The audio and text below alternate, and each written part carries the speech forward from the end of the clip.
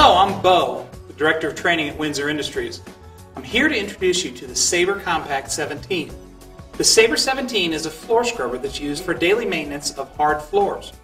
The Saber 17 has a brush drive that drives the brush, dispenses chemical, scrubs the floor, and vacuums it up, leaving the floor dry.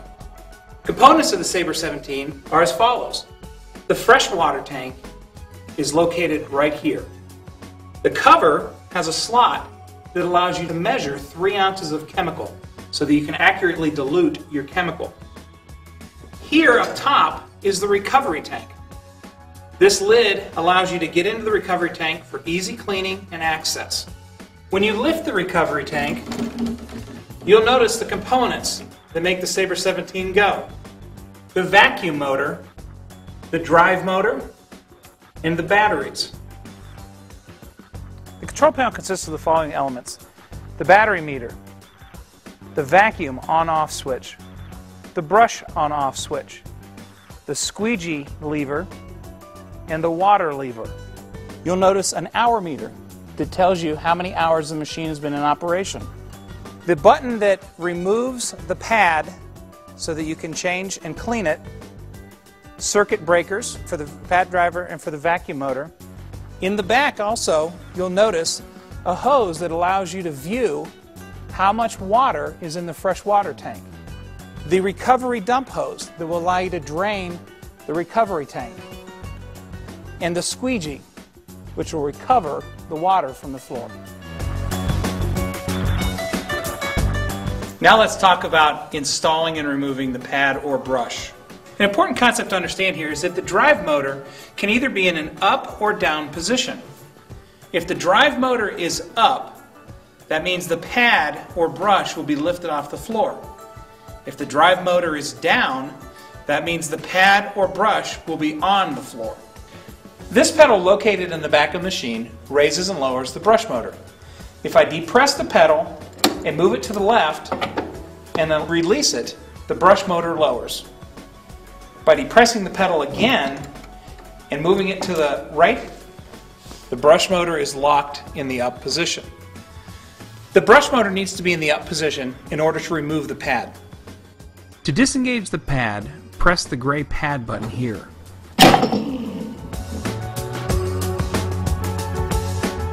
When installing the pad, the brush motor needs to be in the down position.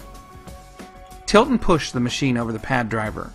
The silver bracket in the back will center the pad driver so that it is positioned properly. Once you are centered on the pad, to re-engage, press the brush drive button.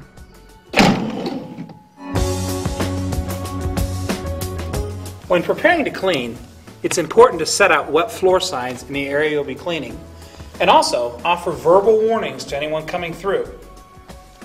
Lower the brush motor, lower the squeegee,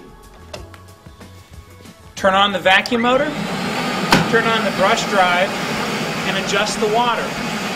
You need to make sure that there's not water coming out the sides. If water begins to flow out the side of the skirt, you've applied too much water. You need to turn the water down. If the squeegee begins to whistle like this, you need to add more water because you've got too little water coming down. When making a turn on the machine, step into the inside, turn the machine through, and make an overlap pass of your previous pass, being sure to overlap 1 inch to 2 inches.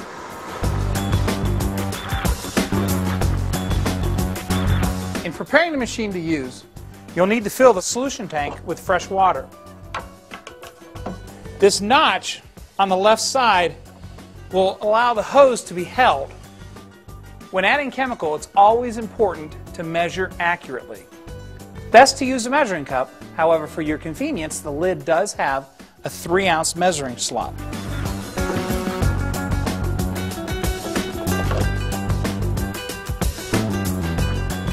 When the recovery tank is full, you'll need to empty it. To empty it, simply remove the recovery dump hose. Slowly turn the valve to release the fluid.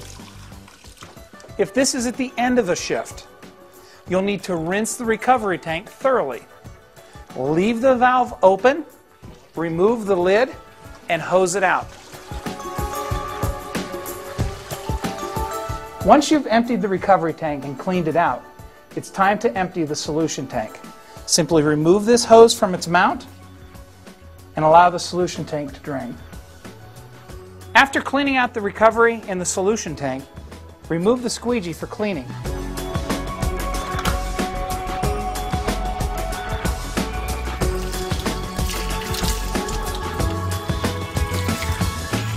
Once you've emptied the recovery tank, cleaned out the solution tank, and cleaned the squeegee, it's time to get your machine ready for storage.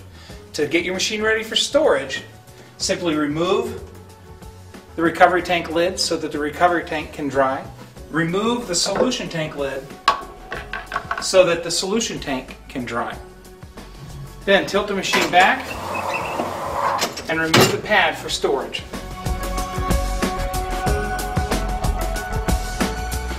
The last step is charging your batteries. Before you charge your batteries, you should always check the level of water in the batteries before you charge it. Any battery that has a low water level can do permanent damage to the plates. So, to check the water level, simply remove the cap and look inside each individual cell. What you're looking for is a water level that is about 1/4 inch below the top of the battery. You should not see any plates exposed. If you see any plates exposed or the water level is below 1/4 of an inch, be sure to add distilled water only.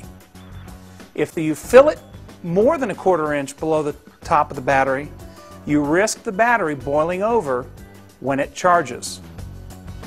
Replace the cap when you're done. When it's time to charge, be sure to flip up the little lever there that will allow the tank to stay slightly open. This will allow the batteries to vent. Plug in the onboard charger. After several seconds, the green light will flash, indicating that the battery is charging. Congratulations! You're now ready to use a Saber Compact 17.